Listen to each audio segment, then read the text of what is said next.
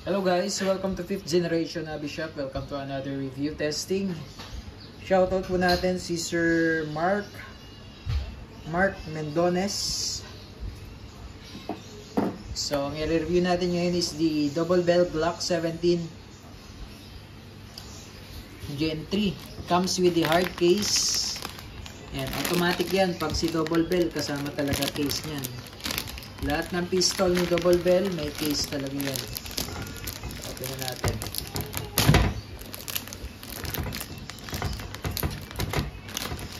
Silyado pa po.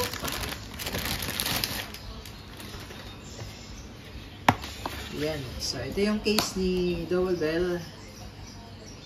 Ito yung code number 721. 1.1 scale, high performance as per Double Bell. And it comes with green gas number 12. This is Pop Dino. Yeah, standard power. And also comes with 0.23 grams, 4,000 shots yan. Bala. Ito na siya. Ayan. Nakabalot pa. Okay.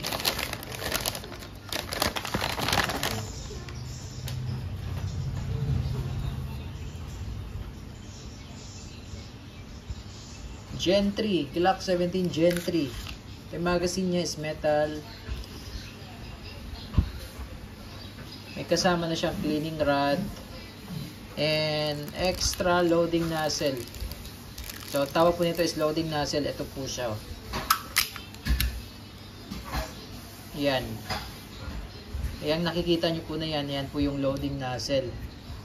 Si Double Bell, meron siyang extra loading nozzle na kasama.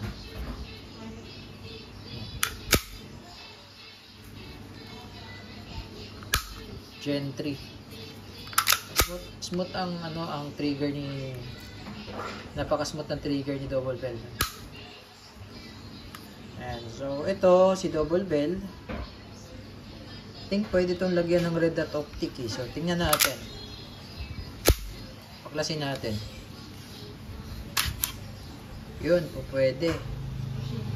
Yan. So kung nakikita nyo po yung screw na yan. Yan yung screw nakakonekta dito sa sight. Rear sight. Pag tinanggal nyo yung screw, mahuhugot nyo to. And then, pag nahugot nyo to, pwede nyo siyang lagyan ng red dot optic.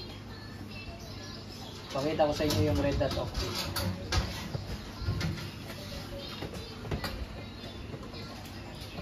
Ito, yung ganito po. Yan po yung red dot optic. So, imagine, wala yung rear sight. Wala rin tong pinaka-base. Ayan, ganyan. Sa ibabaw to, meron plate nito. Yung plate, yung ipapalit sa rear sight. So, po pwede siyang lagyan ng red dot optic. So, lagyan natin ng oil kasi binaklas na natin. So, maglalagay po ako ng oil. Dito ko lang po lalagyan yan. So, ngayon nakikita nyo po walang oil, ano? Tuyong-tuyo yan. So, kapag galing factory talaga yan, walang oil yan. Ngayon, lalagyan natin. Kailangan kasi yung part na to, kailangan po may oil yan. Yan. Itong unit naman po, may kasama na pong oil to. Lalagyan na namin ng oil. So, yan dapat po yung nilalagyan ng oil. So, babalik ko na po yung slide. Ito po, ipapasok lang po dito.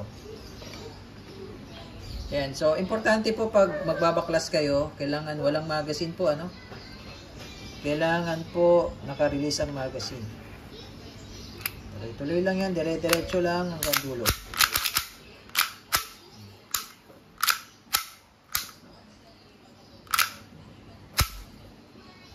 Yan. So, kapag wala ng bala yan, naglalak siya. Ganyan. So, ang gawin nyo, hatakin nyo lang yung slide. Let's release. Okay. So, lagyan natin ng gas.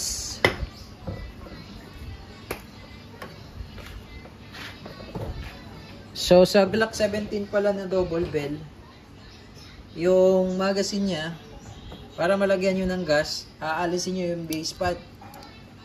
Pinaka mag-base. Yan. Paano ko siya inalis? Eto, binaba ko lang. Lock kasi niya yan. Binaba ko siya tapos slide. Andito yung kanyang bulb. Inverted position yan. 3 to 5 seconds.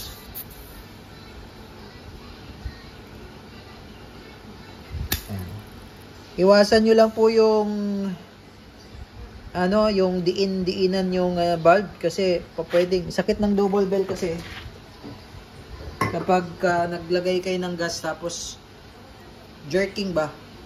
Ito, yung pinaka o-ring niyan sa loob yan, yung goma na yan, yung maliit. Yan yung unang natatanggal kay double bell. So iwasan nyo pag diniinan nyo, isang diin lang, huwag nyo i-jerk.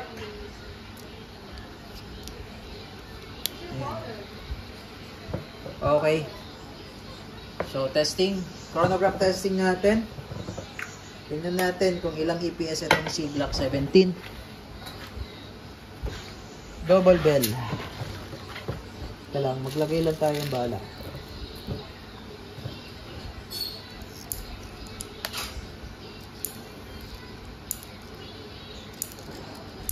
Ito po ay 24 rounder capacity, 24 plus 1. Yung laman ng magazine. Dagdagan pa natin.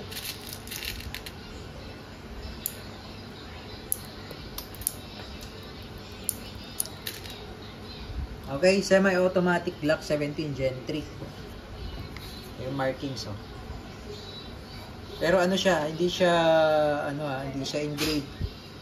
Ano siya, painted lang. Ayan. Siya engraved.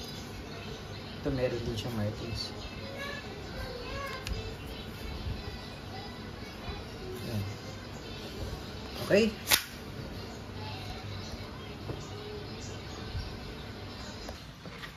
Okay, testing.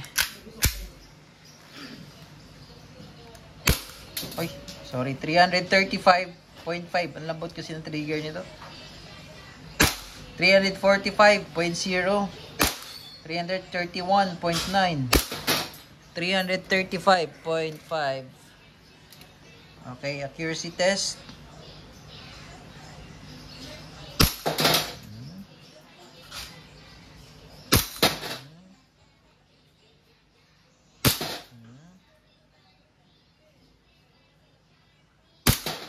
Accurate naman siya.